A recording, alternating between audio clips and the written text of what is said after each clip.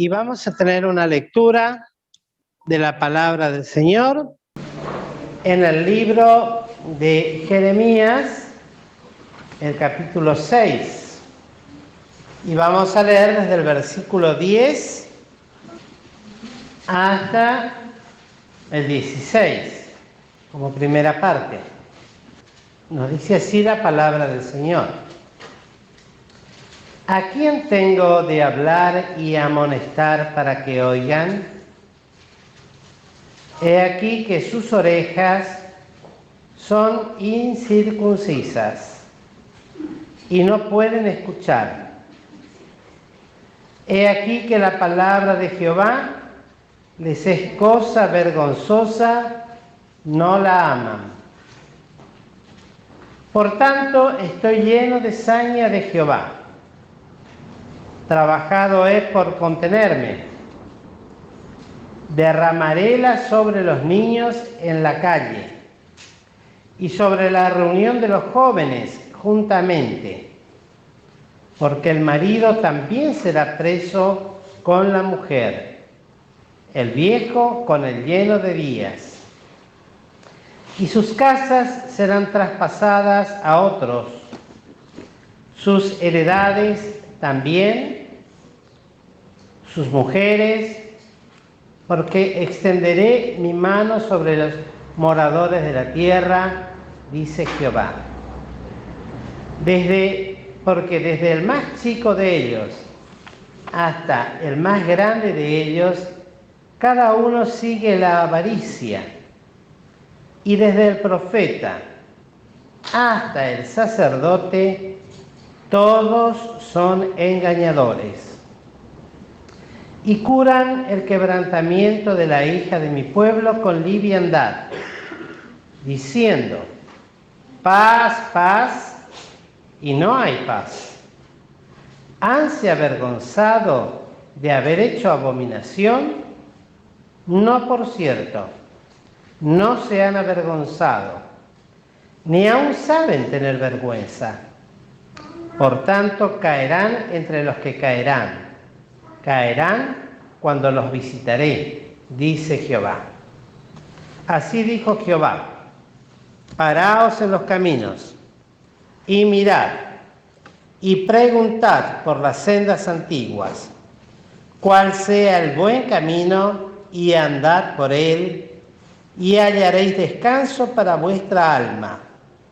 Mas dijeron, no andaremos. Bueno, hermanos, vamos a meditar sobre este texto que hemos leído. Texto muy fuerte, por cierto, que normalmente se encuentran en el Antiguo Testamento. Palabras tan fuertes y que llaman la atención, que sacuden al pueblo. Jeremías, un profeta de Dios que tuvo un ministerio muy largo en Israel, pero que básicamente se dividió en 3 etapas ese ministerio. La primera de ellas fue clamar al pueblo por parte de Dios que se arrepintieran de sus pecados para no ser transportados a Babilonia. Pasó el tiempo, el pueblo no escuchó y esa profecía se convirtió en otra profecía de otro carácter, que se entregaran para no ser muertos, que no resistieran, que se dejaran llevar cautivos para no ser muertos por sus cautivadores, por decirlo de esta manera. Y ni aún así quisieron obedecer. Y en la tercera etapa de su predicación, de su ministerio, fue que el pueblo, aceptara lo que Dios había ya destinado para ellos, que donde serían transportados debían edificar casas, tener familias, porque la palabra de Dios era cierta y en verdad se habría de efectuar y se realizó en el pueblo de Israel. Y estos versículos que aquí escuchamos, que hemos leído, nos hablan un poquito de esto, de ese reclamo amoroso pero fuerte que hacía el Señor a su pueblo al decir: ¿a quién tengo de hablar y amonestar para que oigan? Y la descripción de los oyentes que tenía, de un pueblo que recibió tanta bendición. Y el Señor los veía así, con sus orejas incircuncisas, con oídos que no querían oír. Y así lo decía más adelante el Señor. Tienen oídos, mas no oyen. Tienen ojos, mas no ven. ¡Qué pueblo rebelde y duro de corazón! Que no permitía que Dios les hablase, que no dejaban penetrar la palabra de Dios en sus corazones, al decir que sus orejas y no pueden escuchar. Y por sobre todas las cosas, algo que realmente asombra y no tanto, al decir de esta manera una declaración tan fuerte: he aquí que la palabra de Jehová les es cosa vergonzosa, no la aman. Qué tremendo esto. Con este versículo solamente nos podríamos quedar y meditarlo ampliamente. He aquí que la palabra de Jehová les es cosa vergonzosa. Qué decadencia, qué tristeza espiritual. La vergüenza que tendría que muchas veces estar presente en diversas cosas que son por causa del pecado, principalmente de la rebelión, de actos indignos, de ofender a Dios, cuando hablamos de una vergüenza temerosa. La vergüenza que muchas veces puede sobrevenirnos si se nos expone frente a los demás, si se nos llama la atención delante de los demás. Miren cómo es el corazón del hombre, ¿no? Es capaz delante de los demás de hacer cualquier barbaridad y no tienen vergüenza, pero que desde adelante alguien les llame la atención, ¡oh! ¡Qué vergüenza que me hizo pasar el pastor! ¡Qué vergüenza que me hizo! Eso me lo tiene, y saben perfectamente cómo decirlo, ¿no? Me tiene que llamar aparte, me tiene que decir aparte, a solas. ¿Por qué me tiene que exponer delante de todos los demás? Y Dios al pueblo de Israel le reclamaba esto. No tenían oído para él. Escuchaban cualquier cosa menos la santa palabra que Dios les enviaba para la postre hacerles bien. Y esto a raíz de la dureza de su corazón. Hay una tendencia natural en nosotros de no responder a los requerimientos que Dios nos hace. Yo pensaba sencillamente esto, miren, tal vez a alguno le pareció un poquito fuerte empezar la reunión de esta manera, pero el día que yo empecé a dar lugar en la oración, me lo recuerdo totalmente. Lástima que no está grabado, porque lo hicimos antes de que se grabaran las cosas. Esta era la aclaración. Las oraciones tenían que tener este carácter, pero sencillamente es cuestión de paso del tiempo y de la costumbre de que inmediatamente tendemos ¿a qué? A desviarnos y hacemos oraciones muy piadosas, pero no conforme a lo que el Señor demanda que debemos hacer. Y eso también tiene que ver con esto, con tener oídos que no quieren oír esto. ¿Por qué tengo que confesar mis pecados delante de los demás? Y tal vez cuando confesamos, lo hacemos en plural, que es mucho más liviano que hacerlo singularmente. Es más fácil decir, Señor, todos hemos pecado, perdona nuestros pecados, que levantarme y decir, Señor, soy un miserable y un pobre pecador, perdóname mi pecado, perdóname mi rebeldía, porque soy rebelde, porque me cuesta oír tu palabra y me resisto a tu palabra, perdóname este pecado. ¿Por qué? Porque eso nos da vergüenza. Por eso no lo hacemos. Porque me avergüenzo delante de los demás de decir eso. ¿Qué concepto van a tener de mí? Porque yo generalmente tengo un concepto distinto que el que tienen los demás de mí. Generalmente es más, ¿cómo? Más alto. Difícilmente tengo un concepto más bajo que el que los demás tienen de mí. Generalmente tengo un concepto más alto. Entonces decir, Señor, perdóname, porque realmente soy una porquería. Tú conoces mis pensamientos. Tú conoces lo que pasa por acá arriba, lo que hay en mi corazón, lo que pasa por mi mente, cuando reposo mi cabeza sobre la cama, o cuando estoy andando por ahí, que no lo digo. Tú solamente sabes lo que se anida en mi corazón.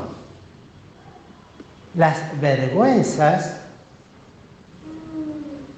que no me atrevo a decir, ni a confesar. Y a veces ni siquiera en privado lo hacemos. A veces ni en privado. Yo lo he experimentado, por eso lo digo. Ni en privado me atrevo a decir las cosas que tendrían que ser presentadas y limpiadas. ¿A quién le tengo de hablar? Si no nos puede hablar a nosotros, como hijos de Dios, como renacidos. Y esta es la actitud que tenía el Señor. Miren estos aparatitos que pone acá Alfredo, el técnico. Dice, por tanto estoy lleno de saña de Jehová.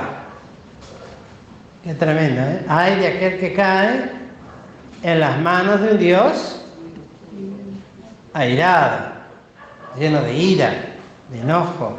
¿Y la saña qué es? No estoy hablando de la laxaña, esa comida. Estoy hablando de la saña. ¿Qué quiere decir saña? Ayúdenme. Enojo.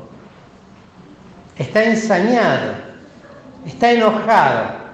Gracias a Dios, el otro día escuchábamos en la lectura diaria que el Señor se enojaba también, pero a la vez se condolía por el duro corazón de ellos. Y acá la derrama esa saña. Miren sobre quiénes, sobre los niños en la calle. Cuánto queremos y amamos a los niños que vienen a la escuelita, ¿no? Especialmente los que tienen ese contacto directo con ellos, que saben las necesidades de su hogar, de sus vidas, de las distintas situaciones que pasan en su casa. Bueno. Y sobre la reunión de los jóvenes, juntamente. ¿Qué tal? La reunión de jóvenes. ¿Podríamos poner alguna otra reunión?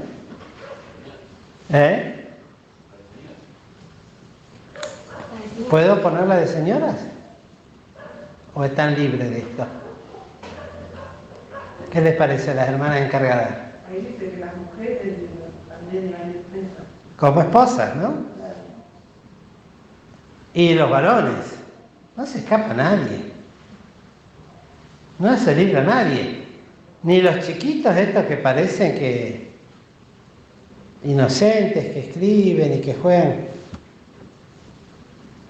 ya a temprana edad aprenden cada cosa y la rebelión que hay en su corazón y que no quieren escuchar. Lo hemos escuchado estos días, ¿no? Y las demás cosas que son tremendos. Y de los sacerdotes y de los que tendrían que enseñar a diferenciar entre lo limpio y lo no limpio, entre lo santo y lo inmundo. El sacerdote, todos son engañadores. Conversábamos con mi esposa el otro día y decíamos, la verdad, es increíble cómo se cumple la palabra de todos mentimos. Todos mentimos. Todos mentimos. Lo repito bien fuerte, para que nadie diga yo no miento. Todos mentimos. Porque así dice la palabra de Dios. Todos. Todo hombre sea mentiroso y Dios verdadero. Todos mentimos, engañamos, con distintas cosas, con distintas actitudes, con distintas presentaciones. Y de todo esto, dice en el 15, y curan el quebrantamiento de la hija de mi pueblo con liviandad. ¿Esto qué quiere decir? Nos hace pensar en el tiempo que vivimos hoy, donde se predica lo que la gente quiere escuchar que se les predique. Liviandad, suavecito, palmaditas en la espalda, que no se nos diga que somos de oídos incircuncisos, rebeldes, pecadores, sucios. Pero eso no es para una reunión de cena del Señor. Acá nos tienen que preparar para la santidad, para el encuentro con Cristo.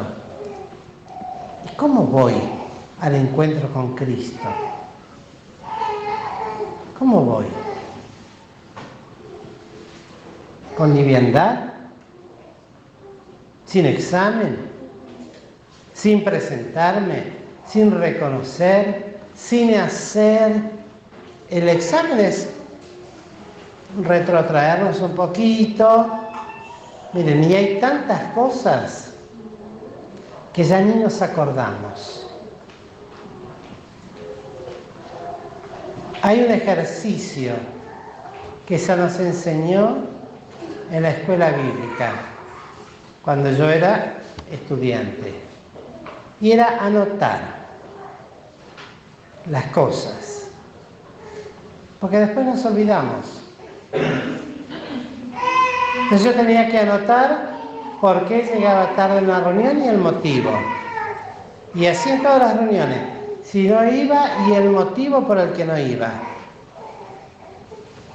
Porque a mí me pueden decir una cosa, no, estoy muy ocupado, pastor, no puedo ir, pero en realidad estoy pensando, como me dijo una vez una persona que no era una hermana, que la fui a buscar a ella y a los chicos, me dice, pastor, tengo todos los chicos en cama. Y me vine, yo, a pedir oración por los hermanos, le pregunté si necesitaba remedio, no, estamos bien, nada más que los tengo a todos en cama. Y después a los 10 minutos 15 me enteré, por una hermana que vino a la iglesia, no, dice, si se iban todos a pasear. ¿Con qué necesidad? ¿Con qué necesidad? Y así somos. ¿Cuántas veces? Y si eso lo notamos, falté, le mentí al pastor y en lugar de estar en cama los chicos los llevé a pasear. Y si hacemos una lista, de pronto escrito, es distinto. Porque yo lo escribo y pongo, soy un mentiroso, soy una mentirosa, soy un engañador, soy una engañadora, Y eso lo vuelvo a repetir, porque lo volví a hacer, y eso lo volví a repetir. Y cuando de repente miro el cuaderno, tengo 3, 4 hojas con la misma característica. Y es impactante, ¿no? ¿O no? ¿Qué les parece? Es distinto a tenerlo acá, porque acá me olvido que se añade pecado sobre pecado. Pero cuando lo escribo, acá fui mentirosa, estoy hablando para las mujeres y para mí también. Acá soy mentiroso, acá soy mentiroso, acá soy mentiroso. Al final, ¿soy un pastor? ¿Cómo? Mentiroso. Y vengo acá, digo, Señor, perdóname mis pecados. Y ni me acuerdo de qué pecado quiero que el Señor me perdone. Bueno, Él sabe de qué pecado tiene que perdonarme. Y no es así. Tengo que venir a Él y traerle mi pecado y ponerlo a sus pies y pedirle que me perdone el pecado ese y no volver a cometerlo más. Y anotar, este día en la cena lo puse delante del Señor y le pedí que me perdone. Y en la próxima cena, ¿tendré que repetir lo mismo? O decir, yo esto ya lo puse. Tengo que volver a repetirlo. A veces nos cansamos de escribirlo porque ya no lo quiero escribir más. Porque no tiene sentido. Pero hagan el ejercicio. Cómprense un cuadernito eso de 24 hojas y anótense. Como esos cuadernos que son diarios íntimos. Hay muchos que les gusta escribir. Bueno, es un diario íntimo. Yo no tengo por qué leerlo, ni nadie. Solamente es personal. Eso es personal. Lo que yo escribo de mí, con el Señor. Las dudas que tengo. Yo esto dudo, esto dudo, esto dudo, esto dudo. Y resulta que al final, en lugar de ser un creyente, soy un duda incrédulo. Hermanos queridos. Y acá luego, para ya terminar este pensamiento sencillo, dice, ¿hanse avergonzado de haber hecho abominación? ¿Hay vergüenza de esto? ¿Hay vergüenza de esto? ¿Me da vergüenza esto delante de Dios? No, por cierto, dice. Porque el Señor que lee y conoce los corazones puede decir si yo tengo vergüenza o no tengo vergüenza. O si soy, como se diría, un total y absoluto desvergonzado. ¿Qué es un desvergonzado? No tiene vergüenza. Aparenta, porque tiene apariencia de piedad. Pero no paso el peso de la balanza. Soy pesado en balanza y soy hallado falto. Por cierto, no se han avergonzado. Miren ustedes esto, Ni aún saben tener vergüenza. Ni aún saben tener vergüenza. No sé lo que es tener vergüenza por mis pecados, porque los escondo muy bien. En todo caso, me avergonzaría si me descubren. Pero mientras tanto, dale para adelante nomás. Porque soy un desvergonzado. Y cuando Dios ama la verdad en lo íntimo, en lo profundo, en lo secreto, allí es donde tengo que tener la vergüenza que Dios quiere que tenga. de haber hecho abominación, y abominación es algo que no se puede ver, es algo que no se puede resistir a mirar, que no se soporta. A veces pensamos los pecados más groseros, no, a veces eso, sencillamente ser un mentiroso. La mentira es algo de las cosas que Dios más aborrece. Y luego dice, por tanto caerán entre los caerán. Y bien dice la Escritura, ¿no? Que no puede prosperar el mentiroso. No prosperará. Tarde o temprano la mentira sale a la luz. El Señor se ocupa de sacarlo. Y el 16. Así dijo Jehová: paraos en los caminos y mirad. Dentro de este contexto está este texto. Y mirad, y preguntad por las sendas antiguas. Queridos hermanos, siempre esto lo traemos a memoria y en el pensamiento de aquellas cosas que sucedieron y que el Señor nos dio, etcétera, pero es también de aplicación personal. Cada tanto tenemos que volver a ser traídos, que sean hechos derechos pasos a nuestros pies para que no salgamos fuera del camino, hacer derechos pasos a vuestros pies. Paraos, paraos. Detente. ¿Qué estás haciendo? Añadiendo pecado sobre pecado, rebelión sobre rebelión, dureza sobre dureza, indiferencia sobre indiferencia, hipocresía sobre hipocresía, apariencia sobre apariencia, añadiendo pecado sobre pecado. Preguntemos, ¿a quién? A Dios, a nuestro Padre, por las sendas antiguas. Esta es una senda antigua que no debe ser olvidada. El presentarnos delante de Dios en la cena del Señor. Mire, yo siempre lo digo, tal vez parezca muy egoísta,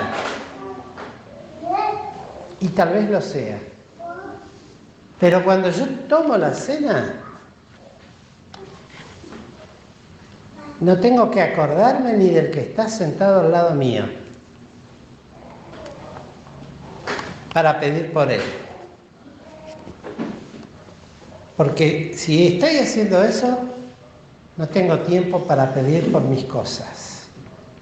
Y miren que hay trabajo en cada uno de nosotros. O pensamos que ya estamos terminaditos.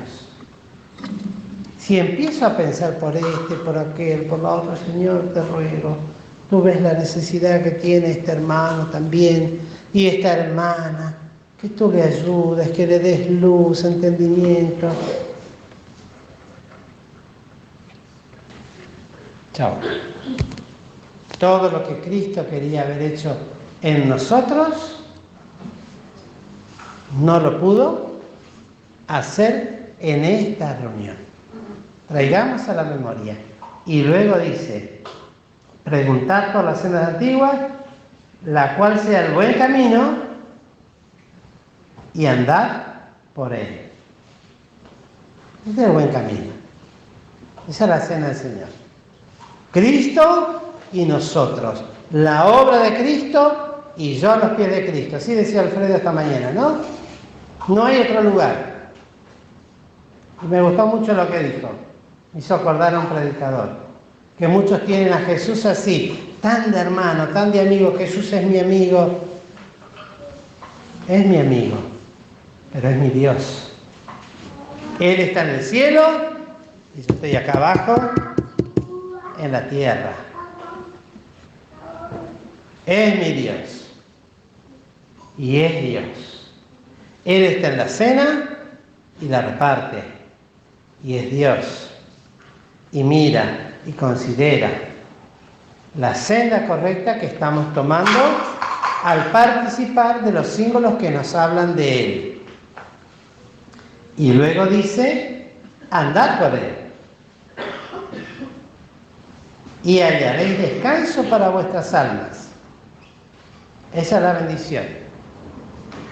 ¿Quiero salir bendecido de acá? Bueno, tome la cena como tiene que tomarla, trayendo a la memoria las cosas que tiene que traer, recordando la obra de Cristo cuál fue, confesando sus pecados, que muchos han de ser. Muchos han de ser. Yo no soy juez de nadie, pero con toda seguridad hay mucho que lavar, mucha ropa sucia que cambiar.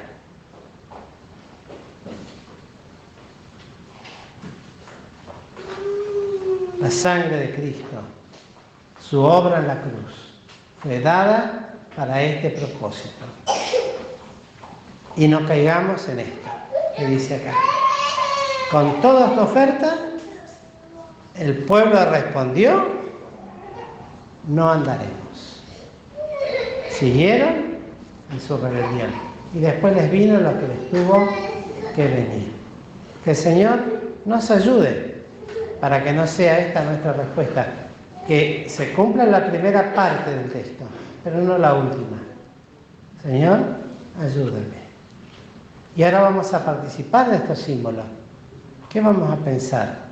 ¿En quién vamos a pedir? ¿Cómo vamos a orar delante de Dios? No sé si fui claro. Es personal. Personal.